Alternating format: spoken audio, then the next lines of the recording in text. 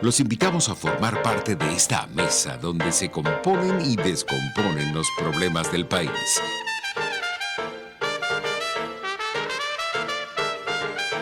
RCR presenta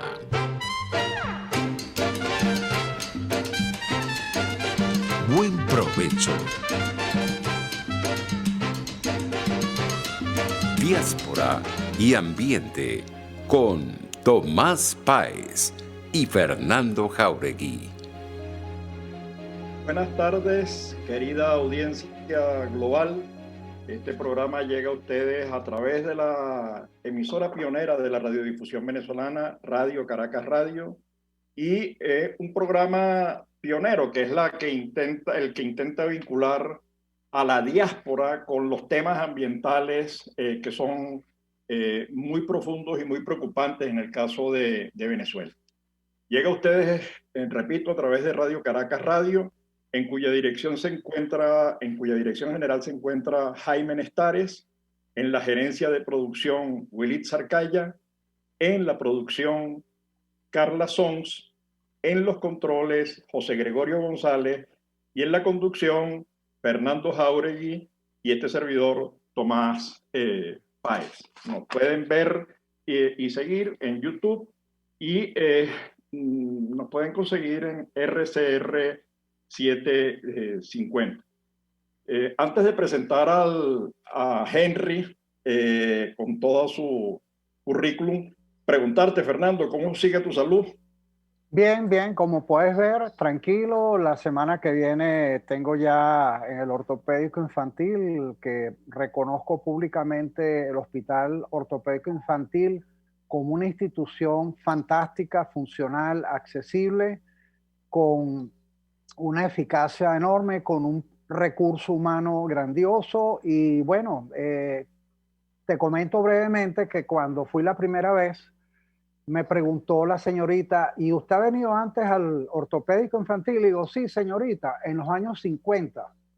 Y se quedó asombrada, ¿no? Y le dije, sí, es que yo me puse aquí las vacunas contra el polio. Y desde que los años 50, mi mamá nos montaba, mi hermano a mí, un carrito por puesto en la Plaza Bonalde de Catia y parábamos aquí. Estoy bien, sin mucho más que comentar. Gracias por preguntar, Tomás. Bueno, Fernando, nos alegramos mucho de tenerte bien, en condiciones.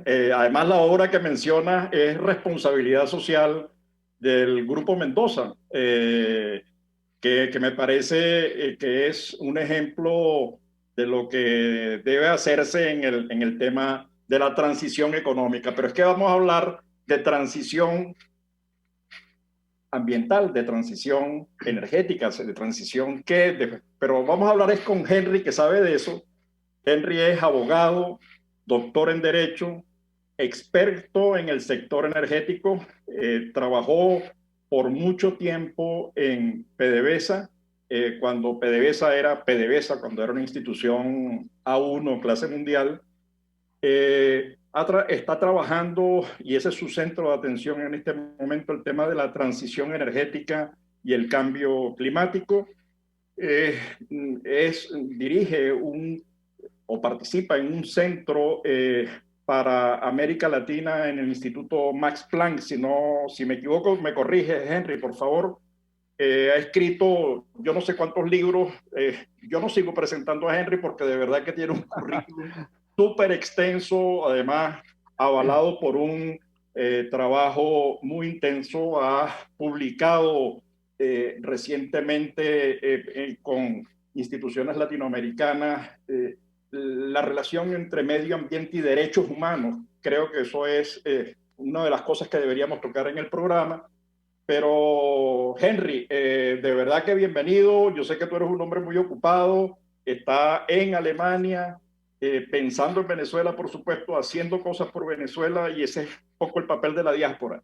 Explícanos a la audiencia, y corrígeme si me equivoqué en algo en la presentación, pero quisiéramos que nos hablaras del cambio climático y una cosa que tú me señalaste cuando conversábamos hace pocos días sobre una nueva decisión en México, en el mundo, Naciones Unidas. Que nos expliques eso, por favor, para los que no sabemos nada del tema. Gracias, Henry. Bueno, ante todo, muy buenas tardes, Tomás. Muchísimas gracias por la invitación que me ha formulado para participar en este programa que estoy seguro que bajo tu dirección es muy prestigioso, pero además con mucha gente que lo está escuchando. También a Fernando, gracias por acompañarnos esta tarde y por supuesto a la emisora, que es una emisora con muchísimos años en el país.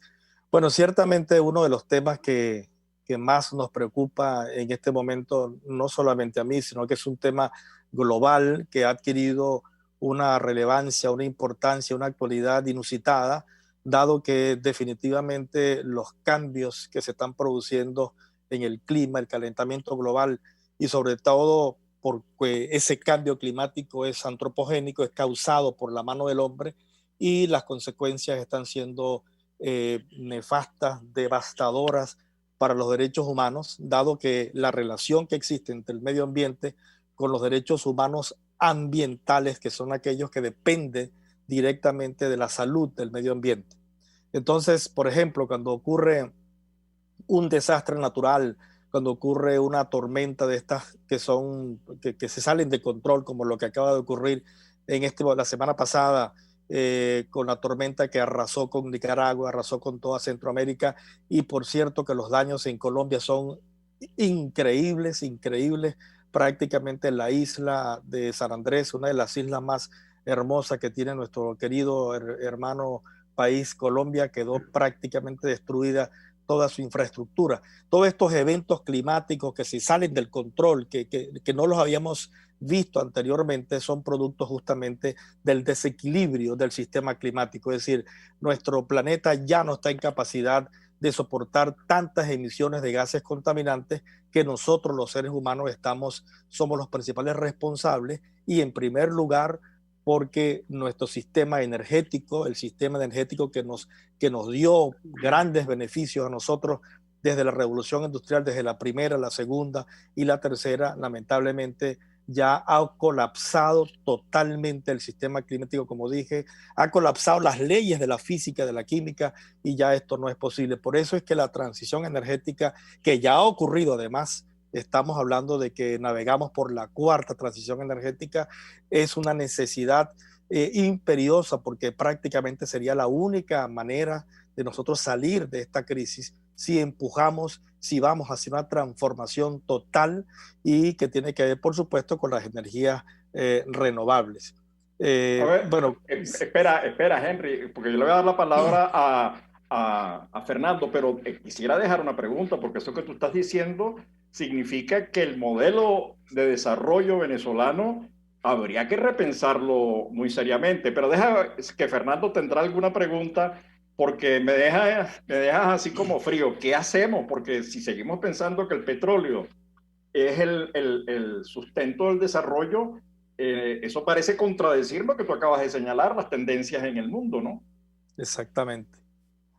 Fernando. Gracias, Tomás. Yo empezaría compartiendo la visión que tiene Henry, que nosotros en la campaña Ecopráctica decimos que el ambiente sano es un derecho humano, y quienes destruyen el ambiente o lo permiten bajo su autoridad, ¿verdad?, son violadores de derechos humanos. Estos son crímenes que además no prescriben y son transgeneracionales. Por eso el aporte de la parte legal que hace Henry es tan importante, ¿no? Sobre Nicaragua, esta es la segunda vez en menos de un mes que toda Centroamérica, toda la costa ha sido castigada. Y en relación a la pregunta, y le voy a agregar a la pregunta de Tomás, si justamente ahorita, dada esa transición universal, la baja de los petróleos, la destrucción de PDVSA, justamente es un momento buscando oportunidades en crisis de cambiar el paradigma de desarrollo, sobre todo porque un viejito como yo tiene más de 60 años escuchando que el petróleo es la base del desarrollo de Venezuela, y miren dónde estamos. Henry. Sí, mira, la verdad es que es muy lamentable, ¿no? Muy triste, muy doloroso que los venezolanos no hayamos podido aprovechar, digamos, la riqueza petrolera de la forma como debimos hacerlo. Claramente, a partir del 43 que se aprueba esa gran reforma, la mejor ley que tuvimos nosotros en ámbito petrolero, vinieron muchos años, prácticamente los 40 años de concesiones que se otorgaron a las transnacionales, nos dieron una estabilidad económica, una estabilidad social, una estabilidad política no tanto, porque hubo allí, como ustedes saben muy bien, en los 30, los 40, los 50, bastantes movimientos militares, etcétera, pero luego vino unos 40 años de democracia que de algún modo se sustenta también en la riqueza petrolera. Pero lamentablemente, pues por estos vaivenes de la política y por estos resabios y por estas figuras que fueron quedando en el pasado, entraron a gobernar una gente que definitivamente no sabemos, bueno, ya sí sabemos a dónde quieren llevar el país, porque peor de lo que estamos viendo es imposible. Pero haber destruido de la forma como lo han hecho la industria petrolera es un pecado realmente, yo diría, me perdona la expresión, pero imperdonable, porque precisamente este es el momento en el cual nosotros deberíamos estar ya transitando la cuarta transición energética. De hecho, Venezuela ha sido un país pionero en muchísimas cosas. La tercera transición energética, que es impulsada por el gas natural, nosotros la impulsamos allá en Venezuela. En los 80 y en los 90, el gas se convirtió justamente en la alternativa que PDVSA veía para poder liberar líquidos y exportarlos al mercado internacional, y que el gas natural viniera pues a cubrir las necesidades del mercado interno. Eso se impulsó incluso desde los años 30, porque Maracaibo ya tenía gasificada todo el centro de la ciudad. Es decir, que fuimos pioneros de este movimiento de transición energética que se perdió, que es lo que llamamos la tercera. Ahora la cuarta, pues, nos toma en condiciones realmente deplorables, porque no hay recursos para ni siquiera rescatar esta industria, porque se habla de cantidades como de 180.000 millones de dólares para invertir en 10 años. Yo digo, con todo, me disculpo por aquellos que hacen estos cálculos, pero eso no es posible, no es viable. En este momento, prácticamente los que están invirtiendo en el negocio petrolero lo hacen es a corto tiempo, a 5, a 10 años, máximo a 15 años, y depende en qué lugares, dependiendo de la estabilidad de los mercados, dependiendo de la seguridad jurídica que se pueda ofrecer en esos países. Venezuela la tuvo en el pasado, pero eso se acabó. En este momento yo veo muy difícil realmente que alguien invierta en Venezuela 10.000, 30.000, 50.000 millones de dólares para rescatar una industria que está en condiciones que eso es una chatarra prácticamente, para producir un producto que ya nadie lo quiere en el mercado. Es verdad que le queda tiempo al petróleo, yo no voy a negar que eso es cierto, le quedarán 20, 30, 40 años, pero cada vez va a estar en decadencia, pero además hay una competencia muy, muy fuerte en el mercado internacional hoy día. Países como Arabia Saudita, por ejemplo, las grandes empresas como la Saudi Aramco ya está invirtiendo en renovables. Es decir, que las grandes compañías europeas petroleras como Cepsa, como Repsol, como Total, están todas invirtiendo en renovables, porque ese es el negocio del futuro y es lo que quiere pues, el planeta para poder salvarse, por decirlo así. Entonces, ¿nosotros dónde quedamos? O sea, ¿dónde queda Venezuela en este momento con sus reservas que se ha dicho que son las principales del mundo? Eso es un tema, sí son las principales, pero no las más grandes, no las mayores, porque es un tema también muy discutido. Pero en todo caso, esto no nos va a salvar. Esto no significa de que estemos condenados al fracaso. No, absolutamente falso. Tenemos en Venezuela muchísimos recursos energéticos naturales, como lo hay en todas partes, el sol, el viento, etcétera, pero además tenemos una capacidad técnica enorme. No todo el mundo está en Venezuela, es verdad, pero aquí viene el tema de la diáspora. Los venezolanos que están fuera del país, tanto técnicos como aquellos que se dedican, como yo, al ámbito más social, sociológico, jurídico, estamos no solamente dispuestos, sino nos estamos preparando, nos estamos formando, estamos construyendo una plataforma que en el momento apropiado va a servir para impulsar no solamente las renovables, sino otras energías alternativas que ya están pujando por ese cambio enorme, como es el caso del hidrógeno. El hidrógeno viene prácticamente a irrumpir todo el mercado energético mundial como una solución, como una alternativa. Y Venezuela puede posicionarse con mucho menos dinero de lo que se requiere para reactivar la industria petrolera. Nosotros podríamos perfectamente incursionar en el hidrógeno. De modo que no todo está perdido. Lo que está perdido es una gran oportunidad, lo que está perdido es una gran infraestructura que se ha visto afectada por la mala gerencia, por la corrupción y todo lo que ustedes perfectamente conocen mejor que yo. A ver, Henry, está señalando el tema de la transición energética, que viene acompañada además de la transición digital, vamos, porque Venezuela fue conocida como un país cuya ventaja competitiva central era poseer energía, y energía además barata, poseía petróleo, poseía gas, electricidad para exportarla, de hecho la exportábamos, y hoy resulta que todo se destruyó la ventaja competitiva de Venezuela. Es decir, Venezuela hoy no tiene ventajas competitivas en energías, al revés, estamos sufriendo, los venezolanos están sufriendo, los que están en el país, apagones, e incluso se está importando energía de Colombia e incluso de Brasil, ese tendido eléctrico que tantos problemas generó. Afortunadamente en este momento está recibiendo energía desde Brasil para poder cubrir a la población del sur de Venezuela. Ahora, en medio de esta transición energética donde ya los carros van a ser eléctricos, el 1% de los vehículos en este momento, pero eso va a seguir creciendo, ya estamos en los vehículos híbridos que cada vez crecen más, el diésel va a desaparecer, etcétera, etcétera. Entonces, ¿qué papel le queda a Venezuela? Es decir, porque no solamente se destruyó la industria petrolera, es que se destruyó todo. Ahora, para responder a eso, Henry, vas a tener que hacer un pequeño ajuste en un primer minuto, porque después vamos a corte en el minuto 40 más o menos y retomamos. Entonces, dime qué parte de la respuesta vas a dar muy corta para poder irnos al segmento de publicidad. Bueno, muy corto. Lo que tenemos que hacer es un gran debate nacional para recomponer la visión sobre el mercado energético venezolano. Aquí tenemos que dejarnos ya de estar pensando que el petróleo es la solución y apostándole todo a la ley del mercado interno de hidrocarburos, a la ley de hidrocarburos gaseosos y ¿cómo se llama? Y de petróleo. Tenemos que estar claro que esa no es la solución nuestra.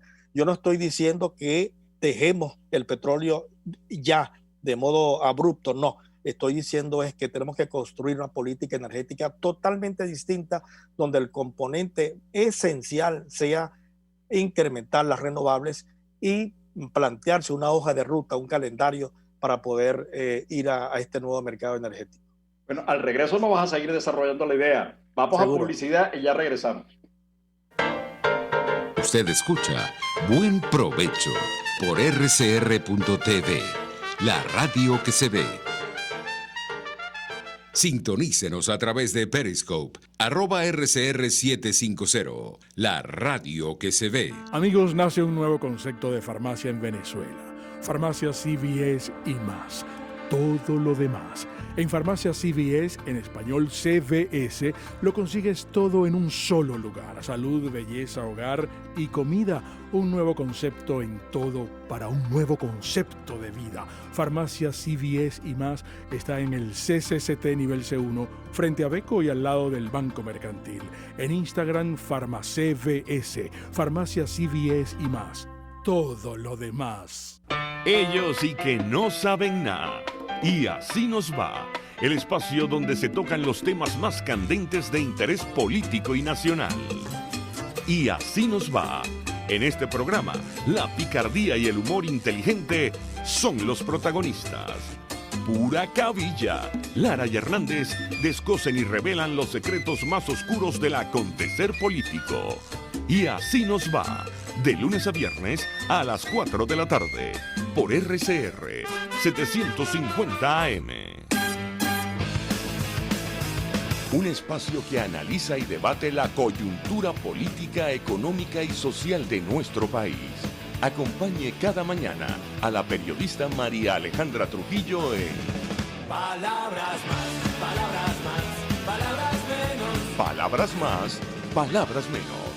Informes, entrevistas, análisis y discusiones sobre los temas de actualidad. Es lo que más te puedo dar, es lo de siempre. Palabras más, palabras menos. De lunes a viernes, de 7 a 8 de la mañana, por RCR 750 AM. Palabras más, palabras más, palabras menos.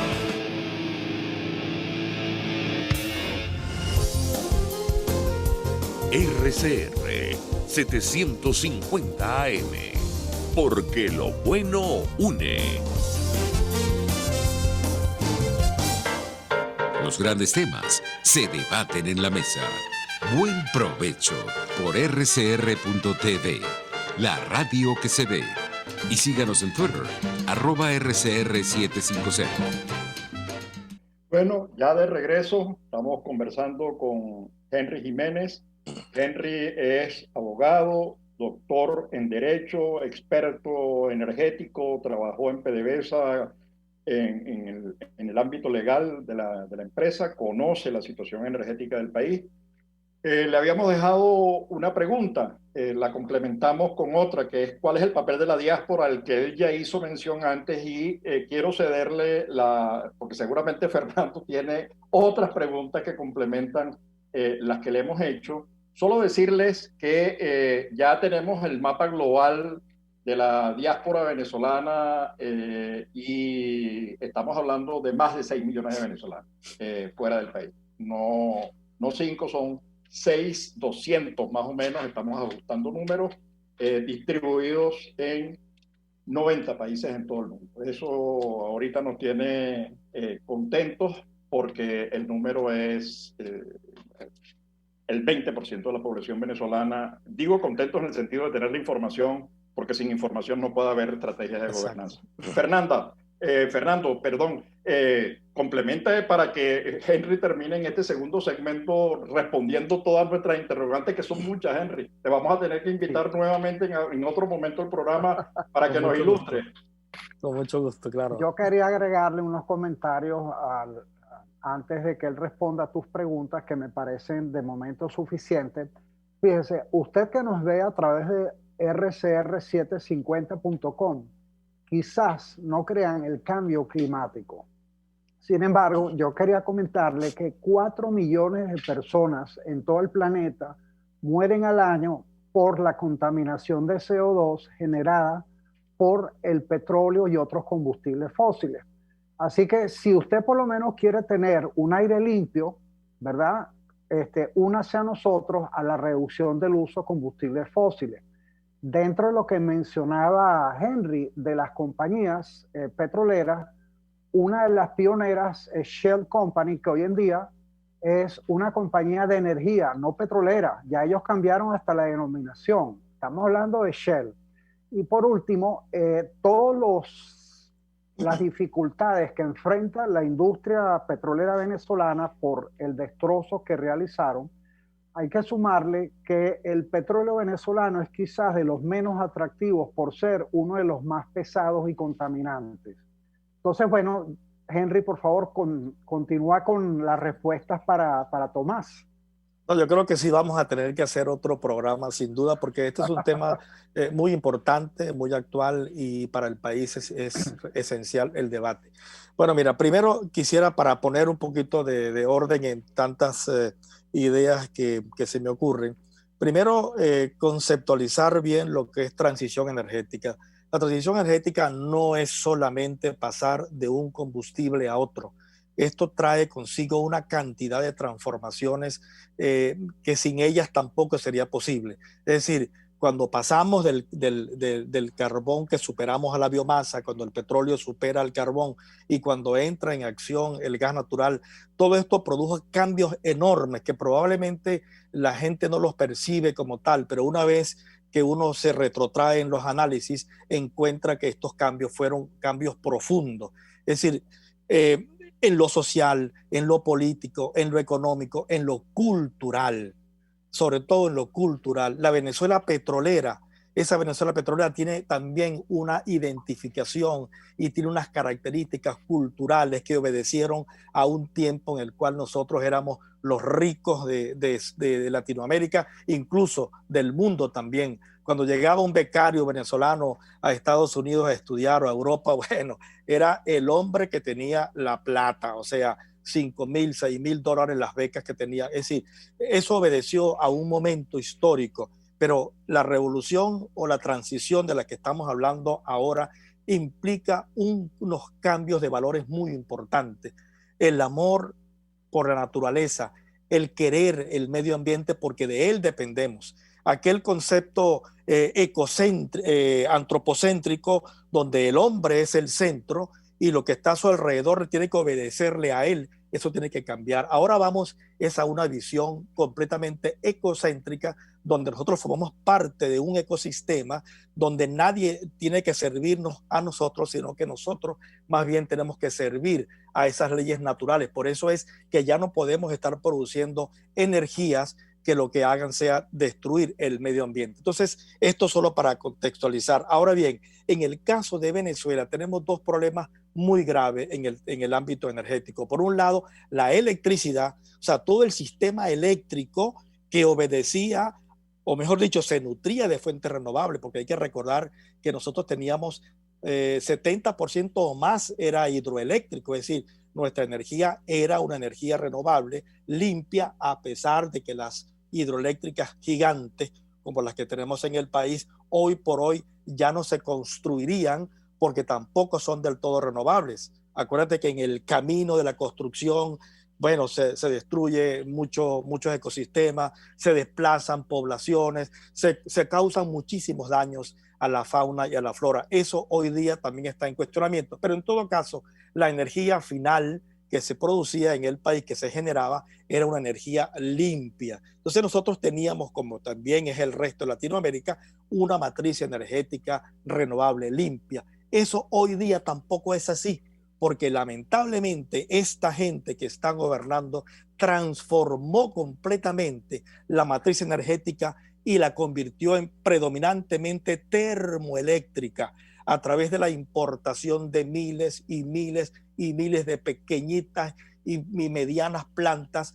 de otros países donde Cuba era intermediario. Bueno, un desastre desde el punto de vista técnico y desde el punto de vista, por supuesto, administrativo. Entonces, hoy por hoy, en Venezuela predomina por un 2-3% la energía termoeléctrica, que para que funcione necesitas gasoil o necesitas gas natural, que la industria petrolera no puede producir porque también la destruyeron. Es decir, que tenemos que el daño en Venezuela es un daño sistémico, es un daño estructural. Para nosotros volver a tener un sistema eléctrico como el que teníamos, que alcanza a 36.600 megavatios, para rescatar esto no es una tarea fácil. Ahí claro que hay que invertir mucho dinero porque ningún país se va a desarrollar sin electricidad. Se puede desarrollar sin petróleo, pero no sin electricidad. Entonces, esta es la prioridad, atender el sistema eléctrico. Cuando digo prioridad, es la emergencia, la urgencia, pero todo tiene que ir, por supuesto, paralelo, porque el daño es muy grande. Entonces, una vez que nosotros tengamos un plan sobre el tema eléctrico, donde tenemos que rescatar nuestras hidroeléctricas y tenemos que impulsar las renovables, ahí tienes tú el caso del parque eólico que instalaron en Paraguaná. Eso no ha producido ni siquiera 1 kilovatio. ¿Qué pasó allí? Bueno, me imagino que pasaría lo que todos suponemos.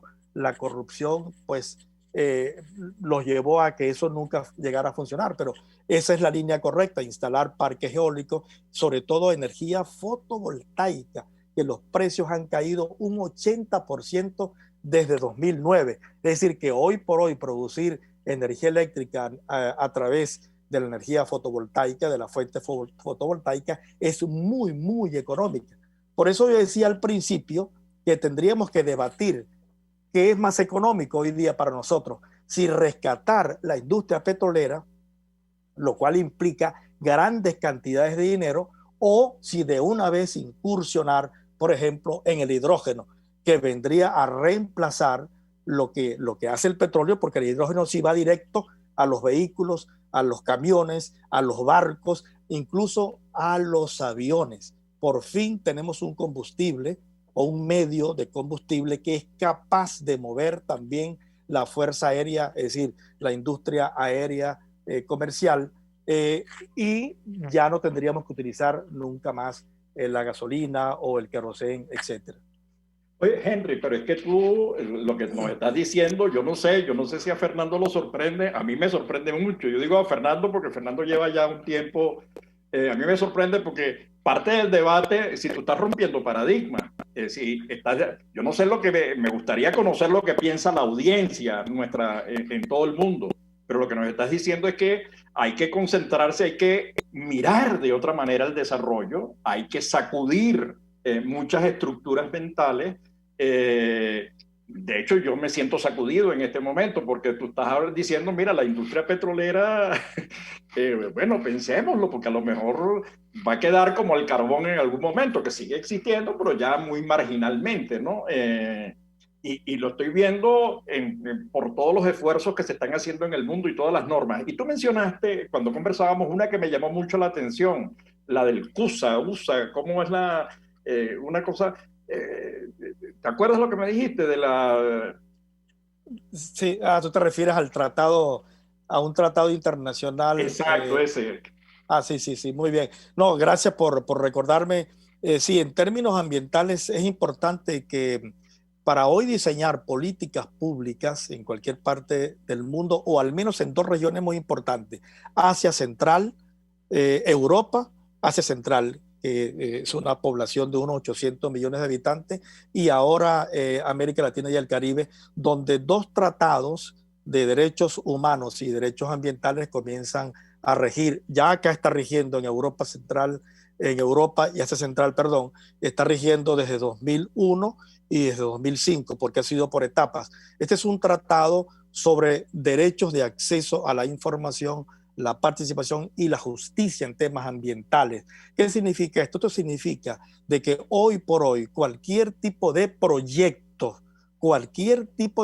no solamente petrolero o energético, cualquiera, una carretera, una urbanización, lo que sea, tiene que cumplir con ciertas normativas que existen, pero que ningún estado o pocos estados la cumplen cabalmente.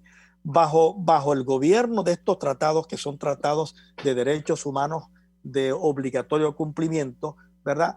Esto cambia radicalmente porque los estados tienen que someterse al control público, porque la gente tendrá ahora el poder y el derecho de exigir información de qué se está haciendo, de exigir participación de lo que se está haciendo. Y si este derecho es negado, uno puede acudir a la justicia para exigir el respeto o exigir que esos proyectos sean revisados, reexaminados. Y si esto no ocurre, sencillamente el Estado se somete o estaría incursionando en una falla gravísima que sería objeto de una demanda. Ahora, ¿qué tiene que ver esto con el medio ambiente y con el cambio climático con lo que estamos hablando?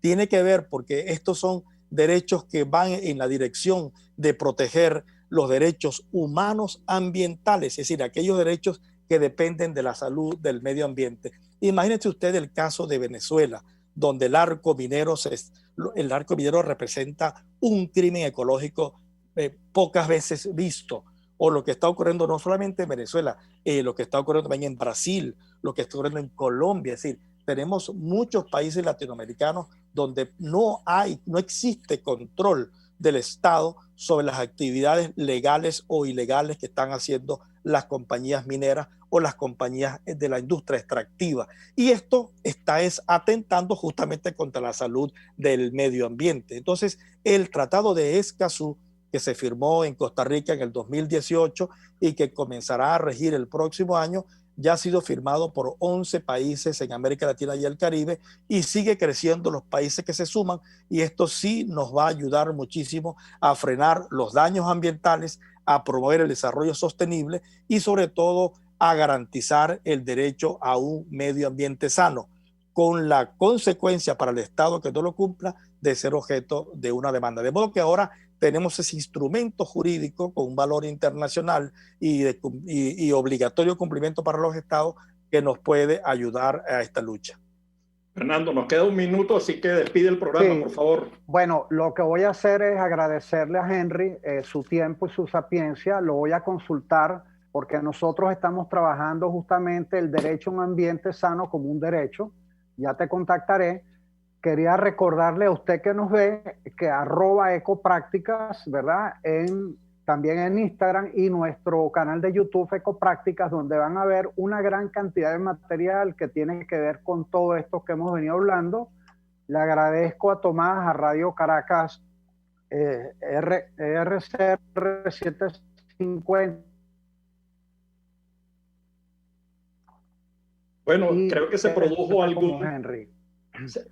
se produjo ahí alguna interrupción, creo, así que nos vemos el próximo viernes y seguimos hablando de este tema ambiente y diáspora. Gracias, Gracias, muy amable. Henry. Gracias Gracias a todos, muy amable. Diáspora y ambiente con Tomás Páez y Fernando Jáuregui. RCR presentó Buen Provecho. Síganos en Twitter en @RCR750. RCR 750 AM, porque lo bueno une. RCR presentó Buen Provecho, una producción nacional independiente con certificado número 22388 para dar cumplimiento al artículo 14 de la Ley de